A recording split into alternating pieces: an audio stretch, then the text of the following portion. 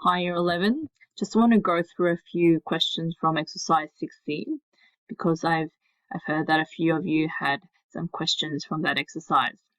So before we get started, let's do a quick recap of what it is. And so when we have a shape with an irregular boundary line, we can estimate the area using trapeziums. Okay, so we can draw these lines, and let's say we've measured them. Okay, let's say this is 4, 5, 6, and 8 meters, and we're told that across it's 9 meters across. And what we do is we connect the top of each of the lines we've constructed, and we connect them using straight lines to create trapeziums. And then essentially what we are doing is we are using those trapeziums and finding the area of those to approximate the area at hand. So we've learned the area formula for a trapezium. It's h/2 in brackets df plus dl, where df and dl are the parallel lines of the trapezium, and h is the perpendicular height. So to find the area of our first trapezium here, we can see that the parallel lines are 4 meters and 5 meters. That would be the df and the dl, but the height we don't know yet. It is usually assumed that these heights are the same length. And so one of these heights would be 9 divided by 3, which is 3 meters. So we can write that down. So 3, 3, and 3. So now we have all the values that we need to find the area of the trapeziums. And so we can say the area of this shape, okay, is approximated to the area of these 3 trapeziums put together. So for the first area, h is 3, df is 4, dl is 5. So you write that down.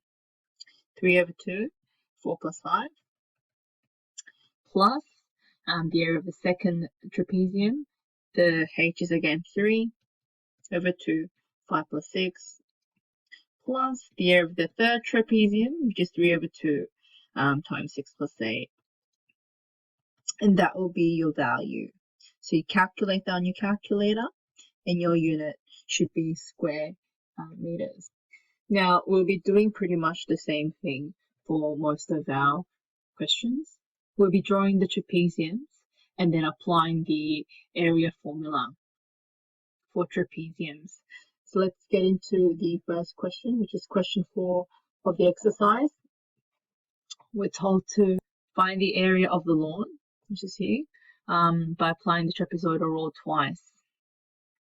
And so the question has nicely divided these up for me. And all I need to do is just drawing the lines to help me see my trapezium shape. And so we can look at the top of each of our lines here that we've divided this shape into, and then connect the top using a straight line to help me see the trapeziums. Okay, so let's write down our formula for A. The area is approximately, the formula is h/2. So let's write that down, h/2 df plus dl plus h/2 df dl for the second trapezium. Okay, so the first one is h is 3. H is 3. And then in brackets, we write down the length of the parallel lines of the trapezium, which is 4.8 and 3.8. And then we have a look at the second trapezium, or trapezium with a quote. In this case, it looks like a triangle, and it is in fact a triangle. And we can prove that by still using the same formula. And so df would be 3.8, and dl would be the second length, which is 0 in this case. And so if that goes away, it's h/2 times the base, okay, which is our formula for the triangle anyway. And so you put that into your calculator, and your answer should be to one decimal place, and the unit should be square units because it's a area value. For part B, we are asked to find the area of the native garden, which is this bit here.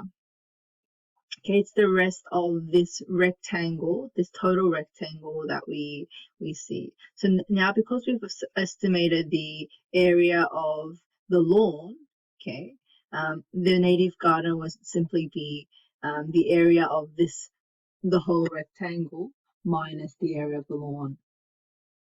So you're working out would look like this. So your area of the native garden is equal to a rectangle minus the area of the lawn.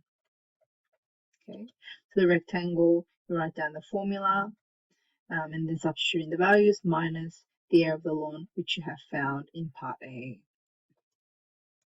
Now question 5 does not have a diagram, so we need to draw one. We're told that Connor took 3 measurements at 6-meter intervals, okay, across the irregular shaped field. The measurements were 10 meters, 12 meters, and 8 meters. We're told to use 2 applications of the trapezoidal rule to calculate the area of the field. I'm going to round it to the nearest square meter. Okay, so let's draw that in.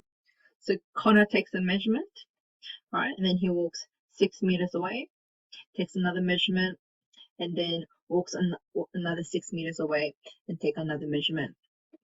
And so these are 6-meter intervals. And at the first point, he measures 10 meters. At the second point, he measures 12 and then 8. Okay, so it's 10, 12, and 8. Okay, and we can assume that there was an irregular shaped boundary that caused to use a trapezium to approximate the area of the field. And so the area of the field will be approximately equal to the area of the first trapezium, which is h over 2 times the addition of the 2 parallel lines, which are 10 and 12, plus the area of the second trapezium, which is h over 2 times the length of the parallel lines. So if you add them together, you'll get the approximate area of the field, okay, in square meters.